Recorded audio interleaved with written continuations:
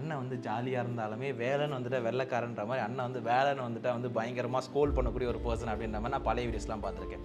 So ஆக்சுவலாக திட்டவே மாட்டேன்,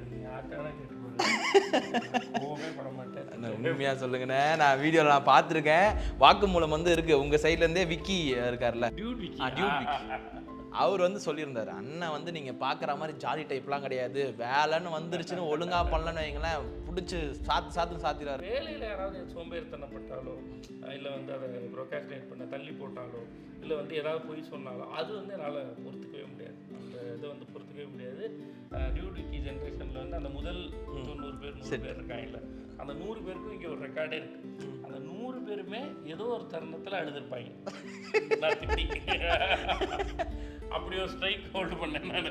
அதுக்கப்புறம் இப்போ கொஞ்சம் கொஞ்சமாக அது போக நம்ம இப்போ ஜென்சிக்குலாம் நம்ம ட்ராவல் பண்ணுறப்ப அதெல்லாம் தாங்காதுன்னு தெரிஞ்சிருச்சு. ஸோ கொஞ்சம் அவங்களுக்கு ஏற்ற மாதிரி நம்மளும் ஒர்க்கிங் ஸ்டைலை மாற்றி இப்போ அது மாதிரி ஒரு டைமில் பயங்கரமாக பீக் ஆங்கிரி மூமெண்ட் போயிட்டுச்சே, நம்ம இந்த அளவுக்கு கொஞ்சம் திட்டிருக்க கூடாதோ அப்படின்ற மாதிரி ஃபீல் பண்ணணும். கண்டிப்பாக பண்ண மாட்டேன். இப்போ தெரியுதா நான் சொன்னது என்னன்னு கரெக்டாக அப்படின்றது? இல்லை, ஏன்னா அந்த கோவம் நியாயமானதாக தான். அட் த சேம் டைம் நீங்கள் ஒரு தப்பு பண்ணாமல் நான் தெரியாமல் கோவப்பட்டுட்டேன் அப்படின்னா இமீடியட்டாக அடுத்த நிமிஷம் கூப்பிட்டு சொல்லிடுவேன், சாரி சொல்கிறதுக்கு யோசிக்கவே மாட்டேன். அது என்ன திட்டுறதுக்கு அவ்வளோ உரிமை இருக்கப்போ சாரி சொல்கிறதுக்கு என்ன அப்படி ஒன்றும் நமக்கு தன்மானம்லாம் இடிக்காது.